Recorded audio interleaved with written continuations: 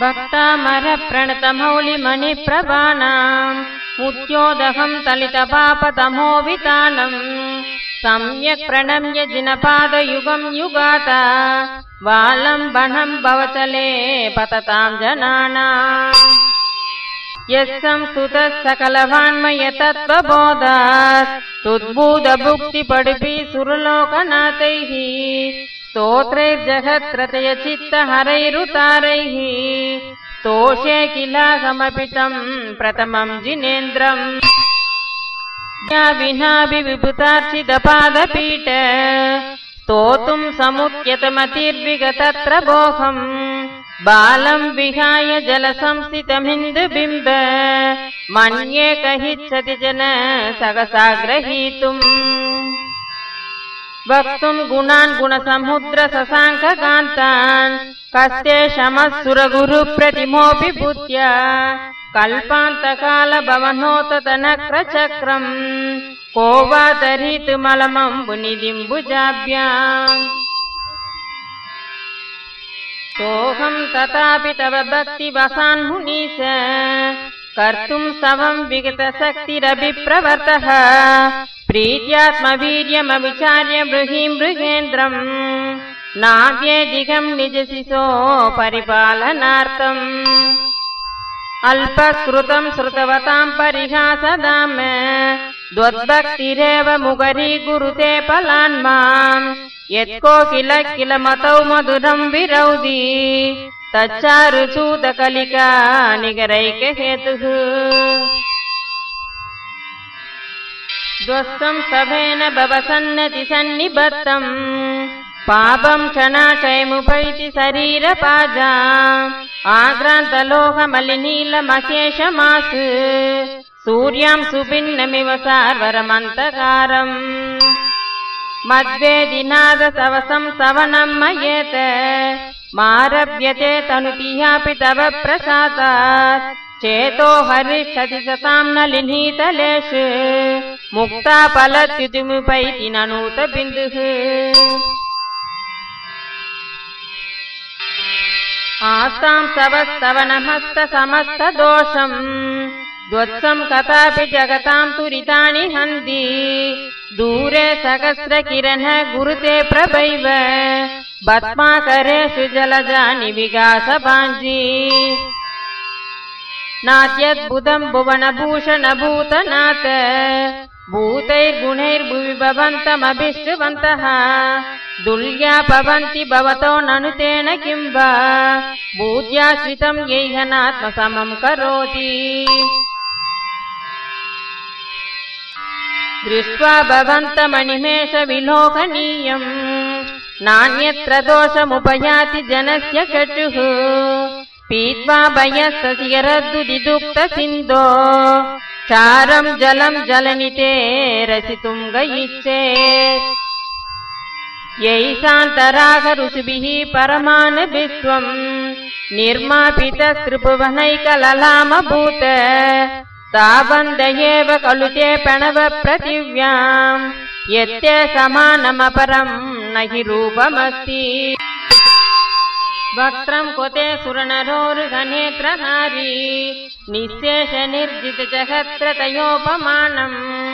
बिम्बं कलङ्कमलिनं गुणिसागरस्य यद्वासरे पवति पाण्डुपलासकल्पम् सम्पूर्णमण्डलशशाङ्ककलाकलाप सुप्रगुणास्त्रिभुवनं तव लङ्कयन्ति ये संश्रिता सृजगदीश्वरनाथमेकं कष्टान्निवारयति सञ्जरतो यदेष्टम् चित्रं किमत्र यदि ते त्रिदशाङ्गनाभि नीदं मनागपि मनो न विकारमार्गम् कल्पान्तकालमरुता चलिताचलेन किं मन्द्ररात्रिशिखरं चलितं कदासि निर्धूमभर्तिरभभर्जिततैलपूर कृष्णं जगत्त्रयमितं प्रकटीकरोषि गम्यो न जातु मरुतां चलिताचलानां दीपो भरस्त्वमिसिनाथ जगत्प्रकाशः नास्तं कदाचिदुपयासि नराहुगम्य स्पष्टीकरोषि सकसायुगपज्जगन्ति नाम्बोदरोत्तरनिहृत्तमहाप्रभवः सूर्यादिशायि महिमासि मुनीन्द्रलोके नित्योदयं कलितमोहमहान्तकारम् गम्यं नराहुवदनस्य नवारितानां विभ्राजते तव मुखाच्वमनल्पकान्ति विद्योदयज्जगतपूर्वशशाङ्कबिम्बम् किं सर्वरीषु सघ्नाग्नि विवस्वदा वा युष्मन्मुखेन्दुतलितेषु तमस्सु नाथ निष्पन्नशालि वनशालिनि जीवलोके कार्यं कियज्जलधरैर्जलपारनम्रैः ज्ञानं यथा तव विपाति कृतावकाशं नैवं तथा हरिहरादिषु नायकेषु तेजो महामनुषु याति यथा महद्वम् नैवं दुःखाससकले किरणाकुलेऽपि मन्ये वरं हरिहरादय एव दृष्टा दृष्टेषु हेषु हृदयं द्ववितोषमेति किं विषिदेन भवता भुवि येन नान्यः कच्चिन्मनोहरति नाथ भवान्तरेऽपि स्त्रीणां शतानि सदसो जनयन्ति पुत्रान् नान्यासुतं दोत्ममं जननी प्रसूदा सर्वादिशो ततदीपानि सहस्ररश्मिं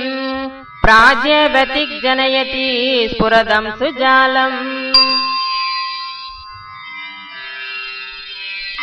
वामामनन्ति मुनयः परमं पवित्र मादित्यवर्णममलं तमसः पुरस्तात् द्वामेव सम्यगुपलभ्य जयन्ति मृत्युं नान्यः शिवपदस्य मुनीन्द्रबन्तः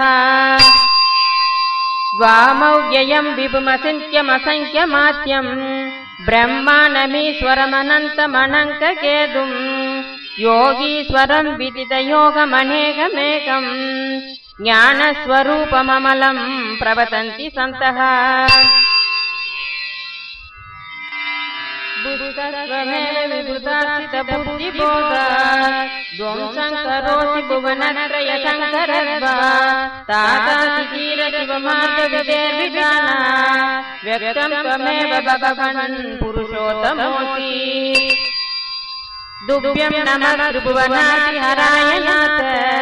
दुभ्यं नमः शीतलामलभूषणाय दुभ्यं नमः त्रिजगदपरमेश्वराय दुभ्यं नमः जिनभवोटतितोषणाय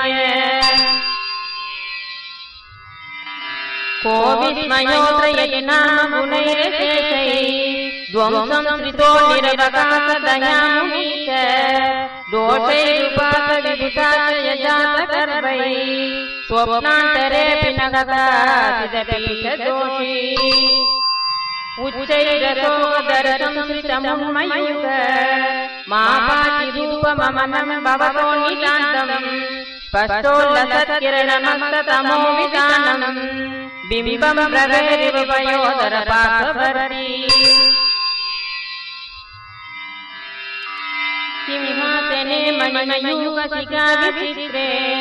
विभ्राजते तव पूकणकावदातम् बिम्बं वियद्विलसतं सुलतावितानम् तुङ्गोदयात्रिशिरसीव सहस्ररश्मे गुन्दावकाशतलसामरसारशोभम् विभ्राजते तव पूकलदौतकान्तम् उच्चैतरारुदिनिर्जरवारिचार मुच्चैतटं सुरगिरेरिव जातकौमवम् सत्रत्रयं तव विभाति शशाङ्ककान्त मुच्चैतटिं सखितपाणकरप्रतापम् मुक्ताफलप्रकरजालविवृतशोभम् प्रज्ञाभयत्रजगद परमेश्वरत्वम् गम्भीरताररवभूरिगतिविभाग त्रैलोक्यलोकसुखसङ्गमभूतिदट्ट सद्धर्मराज जयघोषणघोषसन् केतुन्दुभिर्ध्वनिते यशसप्रभाति ಮಂದಾರ ಸುಂದರನ ಮೇರಿ ಸುಪಾರಿಜಾತ ಸಂತಾನಗಾದಿ ಕುಸುಮೋತ್ತರ ಋಷಿರುದ್ಧ ಗಂಧೋತ ಬಿಂದು ಶುಭ ಮಂದ ಮರುದ್ರಭಾತ ದಿವ್ಯಾದಿವ ಪದಕ್ಕೆ ವಸಾಂತದಿರ್ವ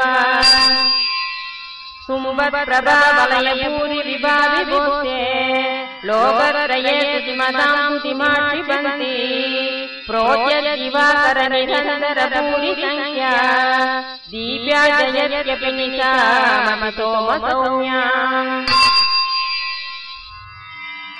ಸ್ವರ್ಗ ಭವರ್ಗ ಗಮಮಾಟ ವಿಮಾತನೇಶ ಸಧರ್ಮ ತತ್ವ ಕಥನೈಕ ಪಡುತ್ರ ಲೋಕ್ಯ ದಿವ್ಯತ್ವನಿರ್ಭವತಿ ಚೇವಿ ಸದಾ ಸರ್ವ ಪಾಶಾ ಸ್ವಭಾವ ಪರಿಣಾಮ ಗುಣ ಪ್ರಯೋಜ್ಯ ಉನ್ನಿತ್ರ ಹೇಮ ನವ ಪಂಕಜ ಪುಂಜ ಕಾಂತಿ ಪರಿಯುಲ್ಲಸನ್ನ ನಮಯುವ ಶಿಖಾಭಿರಾಮೌ ಪಾದೌ ಪದಾನಿ ತವ ಯತ್ರ ಜಿನೇಂದ್ರ ತತಃ ಬದ್ಮಾನಿ ತತ್ರ ವಿಭುತ ಪರಿಕಲ್ಪಯಂತಿ ಇತ್ತಂ ಯಥಾ ತವ ವಿಭೂತಿರಭೂತಿನೇಂದ್ರಃ ಧರ್ಮೋಪದೇಶ ನವತೌ ನತತಾ ಪರಸ್ಯ ಯಾತೃಪ್ರಭಾದಿನನುರ ಪ್ರಕಟಾಂತಕಾರ ತಾತೃಕೃತೋ ಗ್ರಹಣಸ್ಯ ವಿಘಾತಿನೋಪಿ ಶೋಚನ್ಮತಾ ವಿಲಲಿನೋಳ ಕಪೋಲ ಮೂಲ ಮತ್ತ ಪ್ರಮರನಾಥ ವಿಭಿನ್ನ ಕೋಪಂ ಐರಾವತಾಪವಿಮುಕ್ತತಮಾಪದತ್ತಂ ದೃಷ್ಟ್ವಾ ಭಯಂ ಭವತಿನೋ ಭವತಾತ್ರಿಕಾನಾ ವಿನ್ನೇ ಬಕುಂಭ ಕಲಲುಜಲ ಸೋನಿದಾಸ ಮುಕ್ತಾ ಫಲ ಪ್ರಕರ ಭೂಷಿತ ಭೂಮಿ ಭಾಗ ಭಕ್ತ ಕ್ರಮ ಕ್ರಮಗತಂ ಹರಿನಾತಿ ಗೋಪಿ ನಾಗ್ರಾಮಧಿಕ್ರಮಿಕಾ ಕಲ ಸಂಸಿದಂತೆ ಕಲ್ಪಾಂತಕಾಲ ಭವಮೋತ ತವನ್ನಿಕಲ್ಪಂ ದಾವಾನಲಂ ಜ್ವಲಿತಮುಜ್ವಲಂ ಪುಲ್ಲಿಂಗಂ ವಿಶ್ವಂ ಜಿಗತ್ಸುಮಿವ ಸಂಮುಖಮಾಪತಂತಂ ದ್ವನ್ನಾಮ ಕೀರ್ತನದಲಂ ಸಮಯತ್ತ ಶೇಷಂ ರಕ್ತೇಶನಂ ಸಮತಕೋಕಿಲ ಕಂಡನೀಲಂ ಕ್ರೋಧೋಂತನತ್ಪಣಿನಮುತ್ಪಣಮಾಪದಂತಂ ಆಗ್ರಾಮಧಿಕ್ರಮಯುಗೇನ ನಿರಸ್ತಸಂಗಃ ದ್ವನ್ನಾಮನಾಕದಮನೀ ಹೃದಯಂ ಸುಪುಂಸಃ ಬಲಗತುರಂಗಗಜಗರ್ಜಿತ ಭೀಮನಾಥ ಮಾಧೌ ಬಲಂ ಬಲವತಾಮಭಿಭೂಪತೀನಾಂ ಉದ್ಯಜ ದಿವಾಕರಮಯೂವ ಶಿಖಾಪವಿತ್ತಂ ದ್ವತ್ಕೀರ್ತನಾತಮವಿಗಾಸಿ ಪಿತಾಮುಪೈತಿ ಗುಂದಾಸಭಿನ್ನ ಗಜಸೋನಿತವಾರಿ ವಾಕ ವೇಗಾವತಾರ ತರನಾ ದುರಯೋಧ ಭೀಮೆ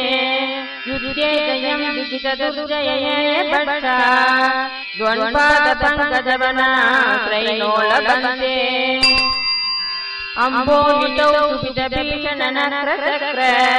ಪಾಟೀನ ಪೀಠ ಪಯತೋಲ್ಪಡವಾಡ ವಾಕ್ನೌ ರಂಗತರಂಗ ಶಿಖರ ಸ್ಥಿತಯಾನ ಗಾತ್ರ ತ್ರಾಸಂ ವಿಹಾಯ ಭವತ ಸ್ಮರಣಾತ್ರ ಜನನಿ ಉದ್ಭೂತ ಭೀಷಣ ಜನೋದರ ಪಾರಕೃಷ್ಣ ಶೋಚಾಂ ರಸಾಮುಪಕಾಶಿತ ಜೀವಿದಾಸ